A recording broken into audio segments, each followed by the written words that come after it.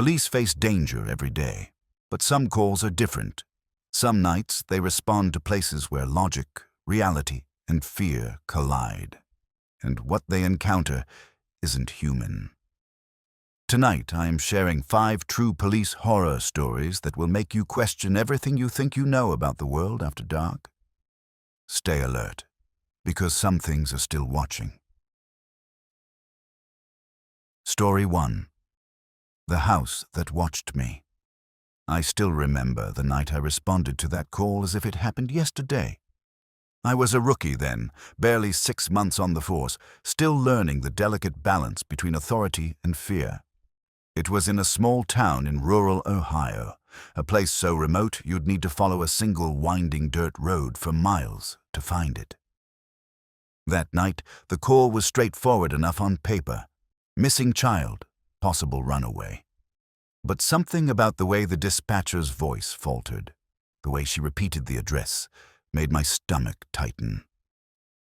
The house in question sat at the very end of a long, unkempt lane, flanked by skeletal trees that scraped against the sky like crooked fingers.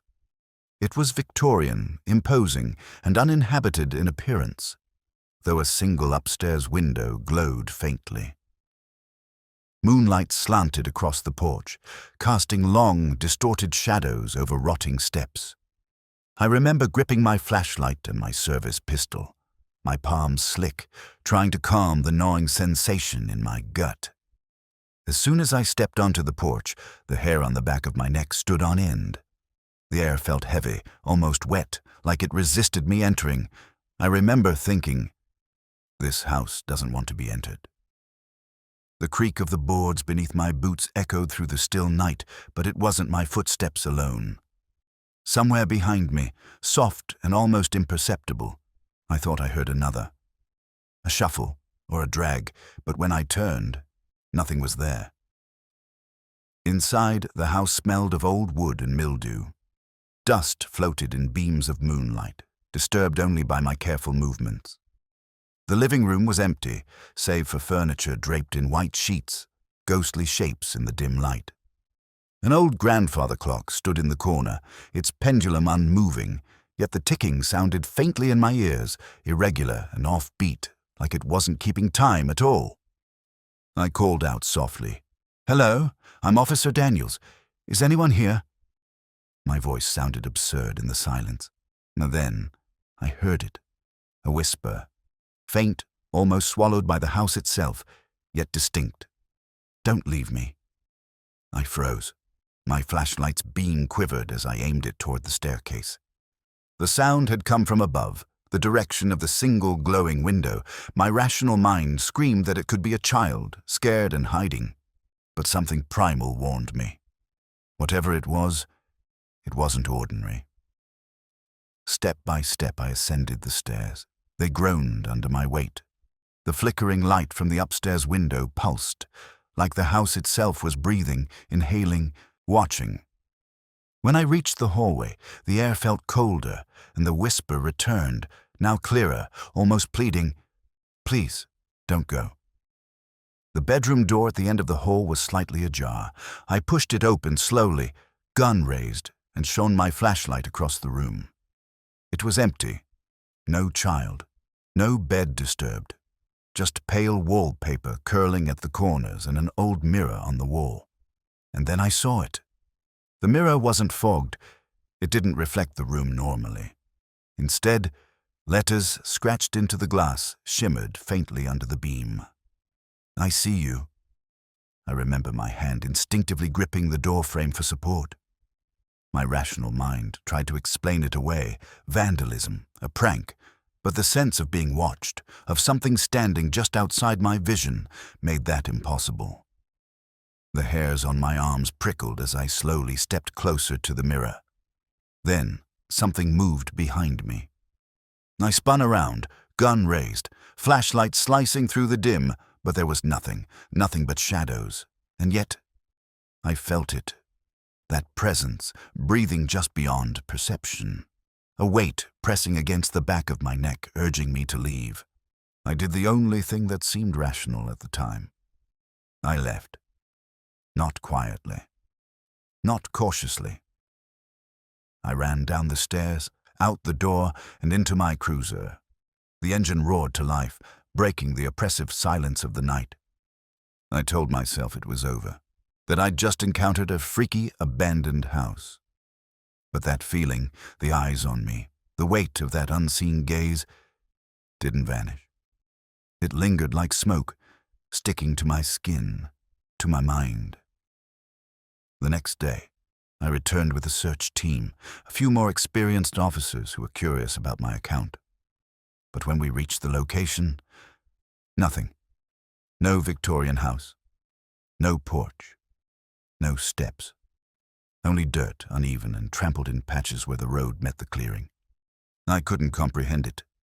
My report detailed a house, a window, a mirror, even the whispering. Yet the land was barren. There was no foundation, no ruins, nothing.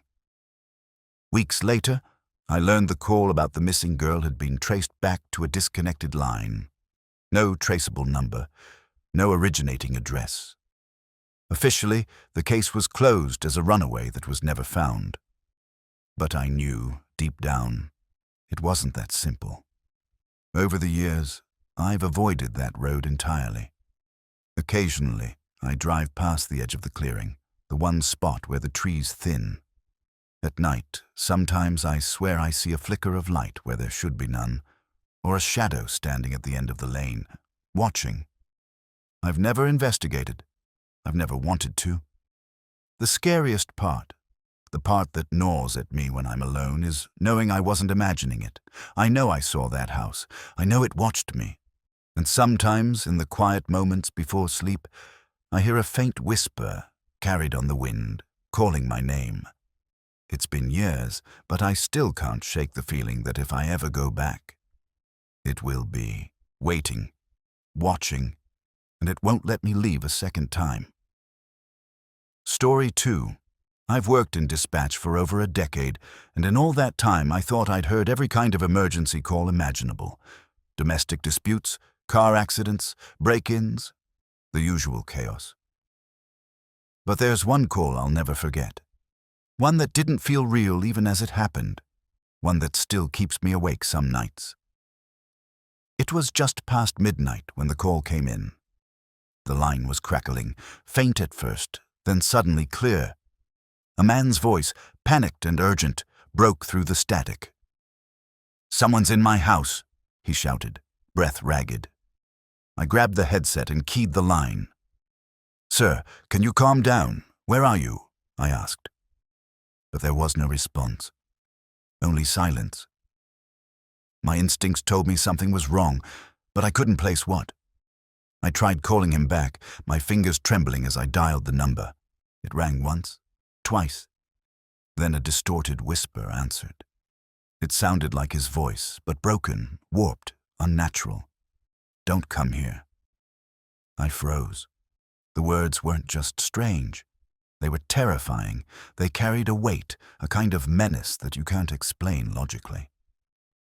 I immediately patched the call through to the nearest officers and dispatched them to the address. I remember the feeling of dread settling over me as I watched their location dots move across the radar.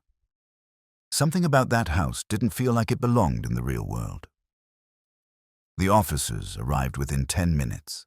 I stayed on the line, listening as their radios crackled with updates. The house looked ordinary from the outside. A small, single-story frame home, lights flickering in the living room. A dog barked, but it was low, almost mournful, like it knew something was wrong. Entering the house, one of the officers whispered. Then silence. I sat there, frozen, waiting for the radio to crackle again. When it finally did, the voice of Officer Daniels came through, calm but uneasy. "It's empty. Everything seems normal. No signs of break-in." I frowned. Normal. Nothing about this was normal.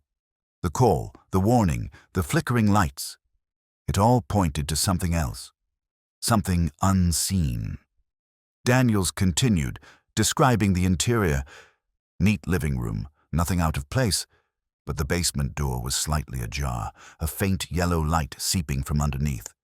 The officers were cautious, their flashlights cutting through the darkness as they descended. Basement smells. Rotten, Daniel said after a moment. Like meat, like decay. I can't describe it. Then came the first shock.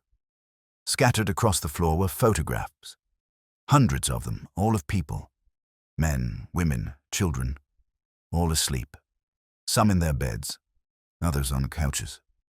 Some looked peaceful, others terrified. Daniel's voice shook over the radio. "They're alive," he whispered. "These people are alive, I can see them, and they're sleeping. But how? Why?" I felt my stomach drop. I didn't sleep that night. I couldn't. Every nerve in my body screamed at me, telling me that the house itself was watching, that it had intentions, that it was aware of me listening. Daniels continued to describe the basement. At the corner, an old television flickered to life on its own. The footage showed the man who had called, sitting alone in his living room, staring straight at the camera, and staring straight at them. The screen warped and shimmered, static crawling across his face, but it was him. He was alive, but he had never made the call. "Dispatch," Daniel said, voice tight. "He's here. But he isn't. This doesn't make sense." The officers pulled back, but the television continued to play, showing images that should have been impossible. Room after room, person after person, all captured in this invisible lens. The house itself seemed to pulse with life, breathing, aware of their presence. Daniel's final words before leaving the building were almost inaudible. "It's watching us. It knows we're here. It's patient. It doesn't want to be disturbed." They left the house and reported it as an anomalous structure. It was investigated by the local authorities, but nothing matched their descriptions. There was no record of the man, no active phone line, no property deed. The house couldn't be found. Weeks later, a patrol officer decided to investigate further. He returned to the location, but the street was empty, the clearing barren. Trees grew there, but no structure existed. It was as if the house had never been built. I never received another call like it. But sometimes, late at night, I still hear faint whispers on the line when I answer calls. Faint static, and the same warped warning. "Don't come here." Even now, years later, I can't explain what I heard or saw. I try to rationalize it, equipment malfunction, hallucinations, stress, but I know better. Something lived there, something aware, patient, intelligent, something that watched and perhaps waited. The scariest part? I still don't know if the house only exists in one place or if it can appear anywhere. I've stopped answering late-night calls alone. I've stopped checking abandoned homes, stopped exploring properties. Because that house, whatever it was, doesn't just exist in space. It exists in awareness. And awareness, as I've learned, can follow you. I sometimes think about that man on the video, frozen in his living room, trapped in a moment he didn't create. Was he real? Was he taken? Or was he a part of the house itself? I don't know. I'll never know. But if you ever hear a call like that, or a whisper in the static telling you not to go somewhere, heed it. Some places are alive, and some things are patient enough to wait for years until they can reach out and pull you in. That call, that night, changed me. It made me understand that some horror isn't in the streets or in criminals or in what we can see. Some horror is alive, patient, and intelligent. And the worst part? Sometimes you don't even know it's there until it's already inside your life. Story 3. I'll never forget the night Officer Green disappeared.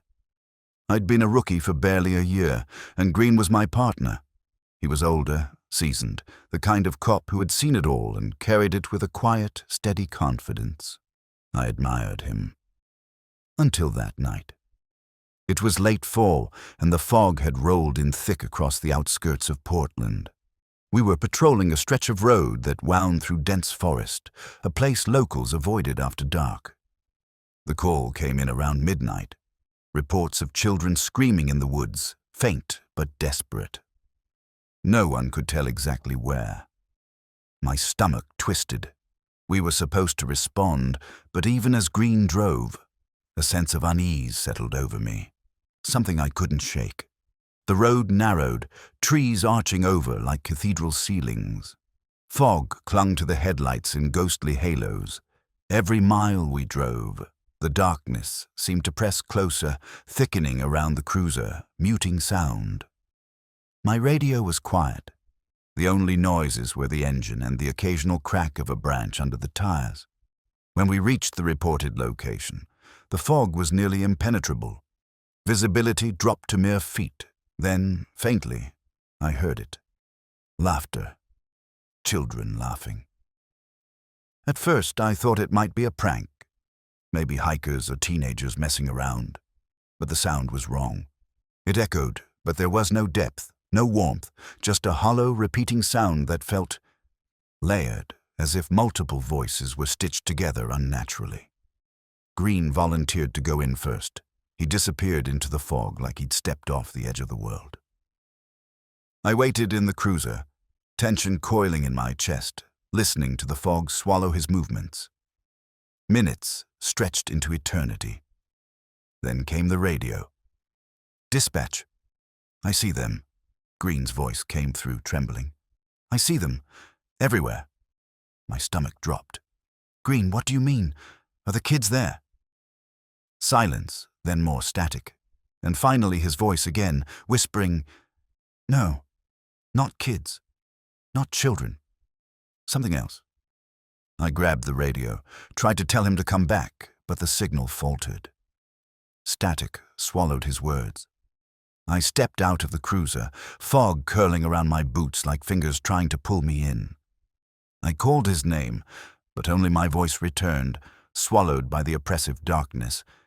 Then I saw movement, shadows darting between the trees, faster than any human could move. They weren't running, they weren't hiding, they were watching, waiting, and in that moment, I realized I wasn't meant to see them, not fully. The shapes flickered at the edge of my vision, intangible yet horrifyingly real. I ran after Green. Branches whipped at my face. The fog thickened, swallowing my flashlight's beam. The laughter continued, now closer, circling me, echoing in impossible ways. I called Green's name again and again, but there was no answer. Just whispers in the fog. "Come. Stay." Then I saw him. Green was standing in a clearing, but he didn't move naturally. His body was rigid, his head tilted at an unnatural angle. His eyes were wide, staring past me, unblinking. His lips moved, forming words I couldn't hear. I ran to him, reached out, and the fog surged forward like a wave, knocking me off my feet. When I got up, Green was gone. The clearing was empty. No footprints, no sign he had ever been there. Only the fog, rolling silently through the trees. Alive. I stumbled back to the cruiser, my mind racing, my heart hammering. I called it in. Other officers arrived, searching until dawn. Nothing. No Green, no children, no footprints. Just the forest, quiet again, like it had never spoken, never laughed. Weeks later, hikers reported seeing a lone officer walking down that road. He didn't respond to them. He muttered words to himself, shaking his head, eyes wide, staring into some invisible nightmare. When they called it in, the description matched Green. But by the time backup arrived, the officer had vanished. Never seen again. I never returned to that stretch of forest. I still drive past it occasionally during the day, but even sunlight can't fully erase the memory. Sometimes, late at night, I dream of the fog rolling in, hear the laughter echoing, and see Green standing, motionless, watching. The thing that haunts me most isn't his disappearance. It's the sensation I felt in the fog that night, the overwhelming certainty that it wasn't just the forest. Something else was there, waiting, intelligent, patient, watching us. I've spoken to other officers about it. Some say it was just fog, stress, paranoia. Others, older ones who patrol the same area, know better.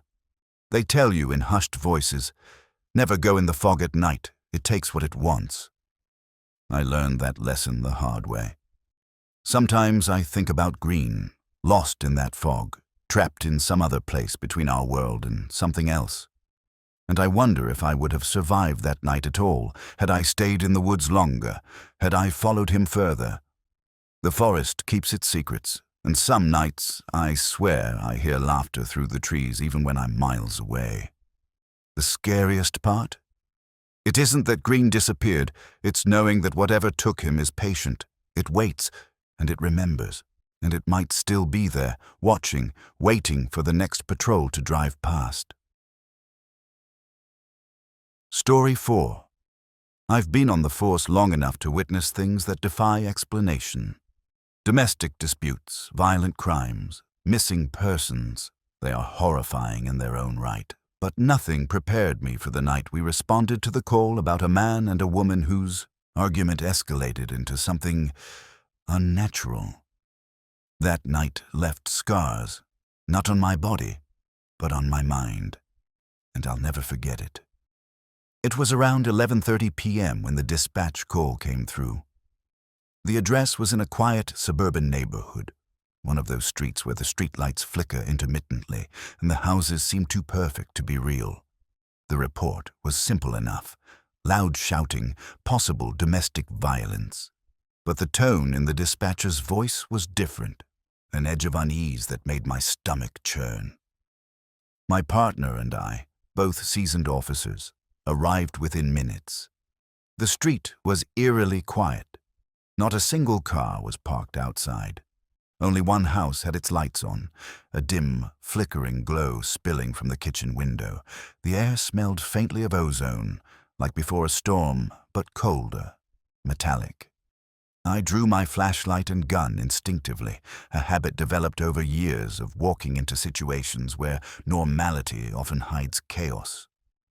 My partner, Officer Reyes, gave me a nod. We approached the house cautiously. Every instinct in my body screamed that something wasn't right. The front door was slightly ajar.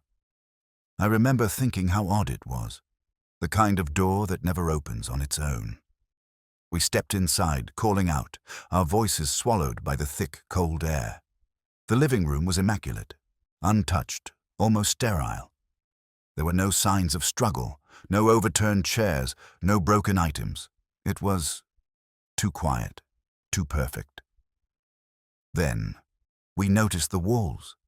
At first, I thought the black streaks were just paint, remnants of some unfinished renovation, but as I approached, my flashlight revealed the texture, organic, almost alive. The streaks pulsed faintly, like veins beneath the surface, moving independently of the light. A low hum seemed to emanate from the walls themselves, vibrating in the floorboards, resonating in my chest. "Reyes, do you see this?" I whispered, voice barely audible. He nodded, pale. "Yeah, what the hell is that?" I didn't answer. My attention was drawn to the basement door. Faint light escaped through the crack at the bottom. I signaled to Reyes. We descended slowly, each step echoing unnaturally, as if the basement itself was absorbing our movements, reshaping sound into something heavier, more oppressive. The air grew colder with each step. My breath fogged in front of me, and I could see the shimmer of the light before we even reached the bottom.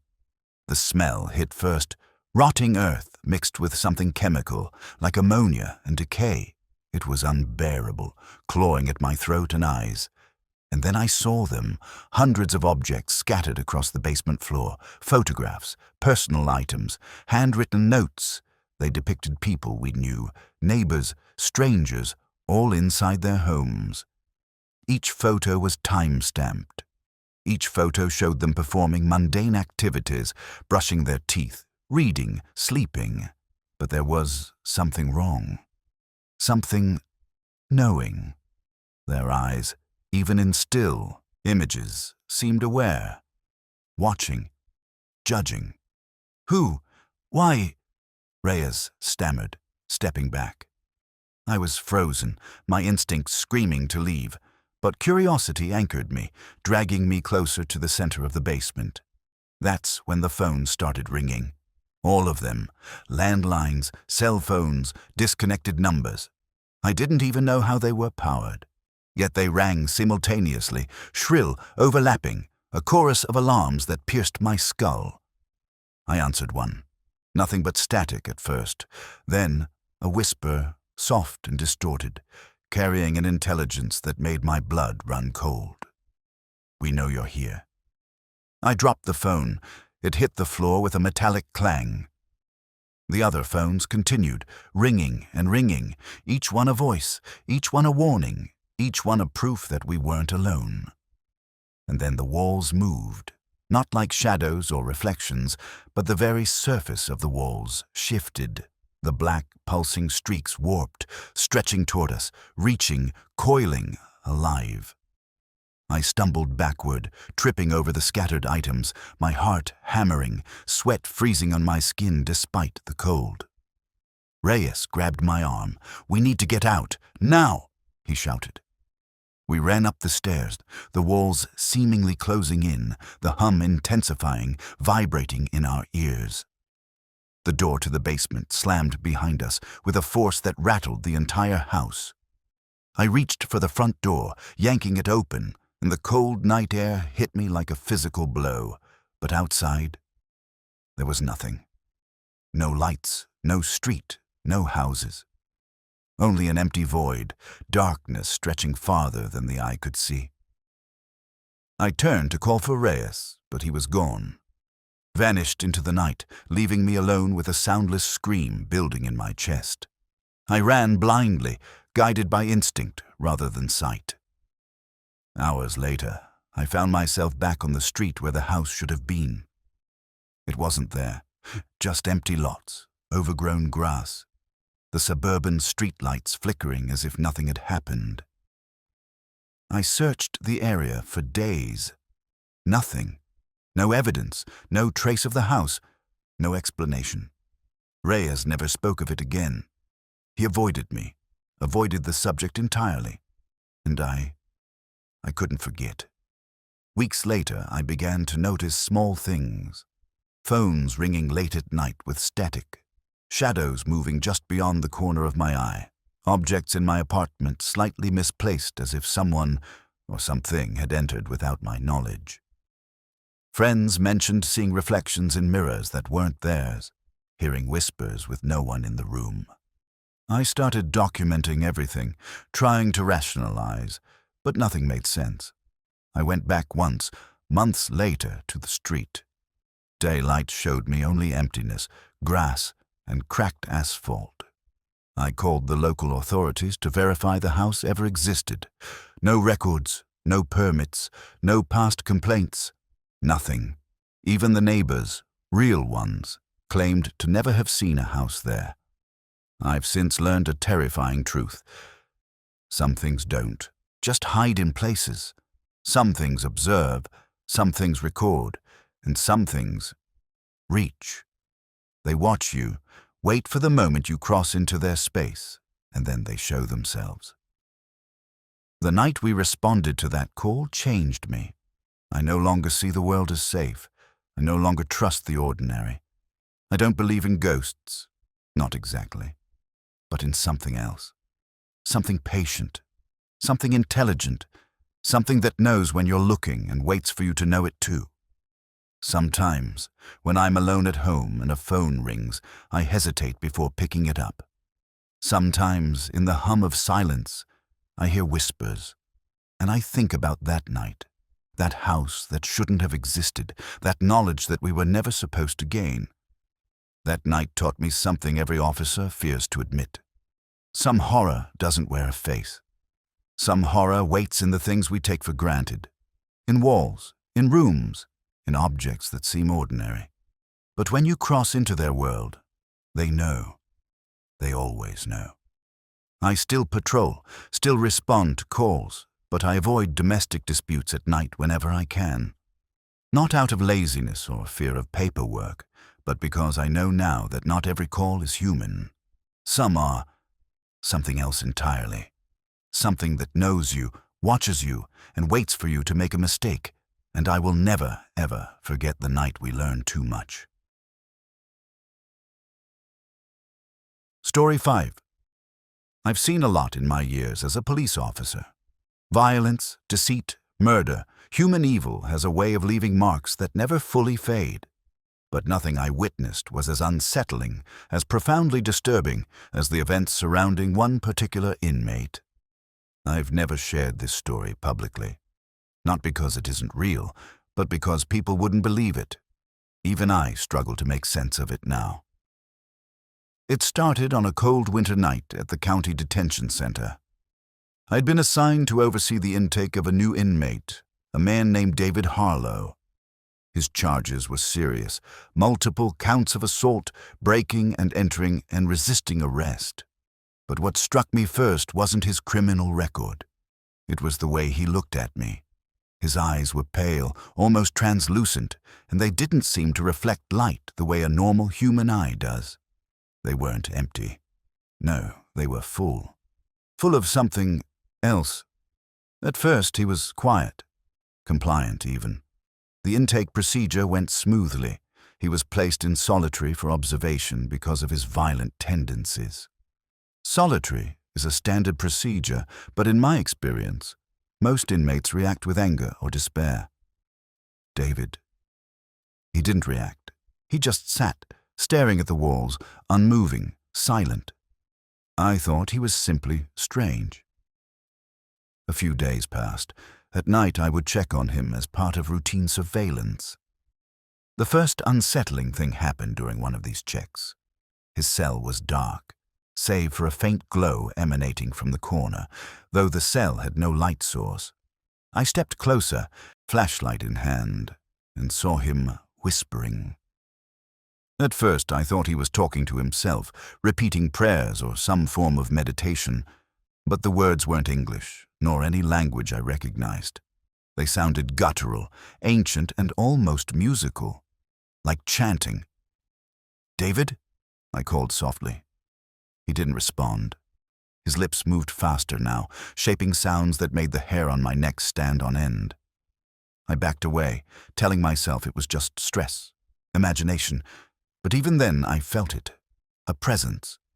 Something in the air, heavy, thick, pressing against my chest. By the third night, the strange phenomena escalated.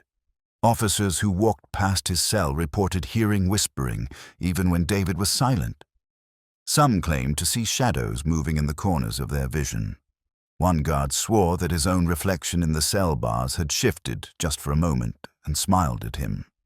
I didn't believe it at first, until I saw it myself. I'd gone to check the logs, surveillance cameras, everything routine.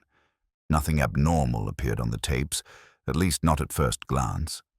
But then, in the footage of David's solitary cell, I noticed it. Shadows moving along the walls, curling toward him like living tendrils. The shadows weren't human, they had no form, yet they reacted to him, bending toward him, growing, receding, almost breathing. It was around the fifth night that things truly spiraled out of control. David began screaming. Not the kind of screaming you hear from someone frustrated or angry. This was pure, primal terror, an unearthly sound that clawed at your eardrums and rattled your chest. I rushed to the cell, joined by 2 other officers. By the time we arrived, the shadows had thickened, forming shapes that seemed almost human, writhing and stretching along the walls. The lights flickered, and the hum of electricity warped into something that sounded like 1,000 voices murmuring at once. "Calm down, David. We're here," I shouted, though my own voice trembled. He didn't answer. His body was contorted unnaturally, bending in ways that no human body could. His pale eyes were fixed on something behind us, or perhaps beyond us, and he screamed a name repeatedly, a name none of us recognized. The shadows flared and recoiled as if obeying him, moving with intent, responding to some command beyond comprehension. I called for backup, but the phones went dead. All communications were severed. The camera feeds from the block flickered, then went entirely dark. The air was suffocating, thick with an odor like decayed earth mixed with ozone. My flashlight illuminated the cell, but the shadows were no longer confined to the walls. They seemed to hover in midair, reaching, grasping, aware of us. And then, just as suddenly as it began, it stopped. The shadows dissolved, leaving the cell empty. David Harlow was gone. The cell door, which had been locked and bolted, hung open, swinging slightly, though no one had touched it. Surveillance footage confirmed something impossible. There was no breach, no evidence of tampering. Yet he was gone, vanished as if he had never existed. The officers refused to speak about it afterward. Some quit, others asked for transfers. The higher-ups dismissed it, attributing our reports to stress or hallucinations induced by the long night shifts. But I knew better. I had seen him. I had seen the shadows, and I had felt the weight of whatever had been with him. Something ancient and patient, something that had pulled him out of our world entirely. Weeks later, I returned to the detention center, reviewing every log, every tape. That's when I noticed something terrifying. After David's disappearance, the cameras continued to pick up faint movement, shadows that didn't belong to anyone, shapes that shifted in impossible ways, always on the periphery, always watching. Staff reported objects moving on their own, doors opening, whispers in empty halls. It was subtle, almost imperceptible, but persistent. I tried rational explanations. Electrical faults, drafts, hallucinations, even mass hysteria. But none of it fit. I spoke to former inmates who had been on that block before him. Several whispered about him, describing him as not human or someone who sees things. One old-timer said with a shiver, "He speaks to the dead," and they answer. The thought chilled me. Perhaps that is what I had witnessed. Perhaps David Harlow had found a way to bridge the world we see with one we cannot comprehend. A place of shadows, of whispers, of presences that linger just beyond the edge of perception, and whatever he had called forth had taken him. Or maybe he had always belonged there. I've tried to bury the memory, to rationalize it, to continue my career as if nothing happened. But the detachment never worked. Even now, in my own home, I notice subtle things. Lights flickering when no one is near, whispers that vanish when I turn to listen, shadows moving where no light should be. And late at night, I can't help but wonder if David Harlow is still out there. Or if they are.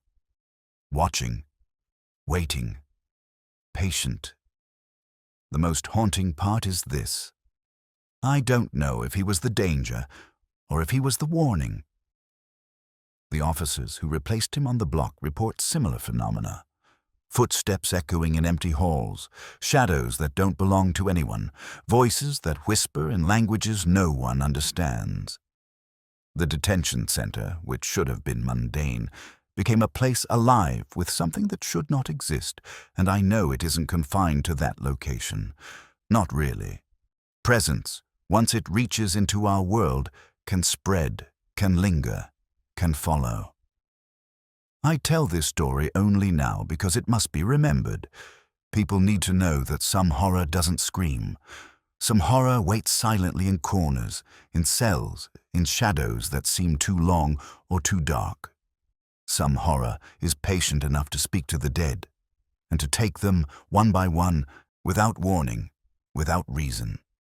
I've spent years trying to forget what I saw, trying to convince myself it was a trick of the mind, fatigue, a convergence of fear and imagination. But the shadows, the whispers, the absence of David Harlow haunt me every day. And the worst part, I can't escape it, not completely.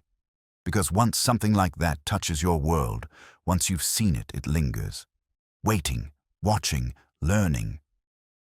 and I know with every fiber of my being that one day it may return. Not for me, not for the officers, but for someone else. Someone who isn't ready. Someone who will hear the whispers, see the shadows, and step too close. And then there will be one less. I will never forget the night David Harlow disappeared.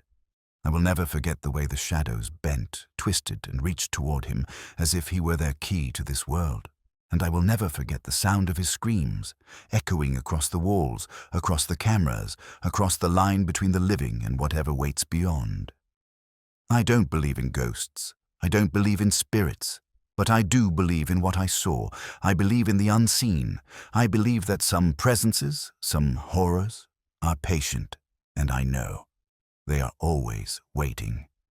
If you want to uncover more of the world's hidden, terrifying truths, don't forget to hit that subscribe button, turn on notifications, and share this video with someone brave enough to watch. And comment below which story sent shivers down your spine the most. I'll be reading every reply.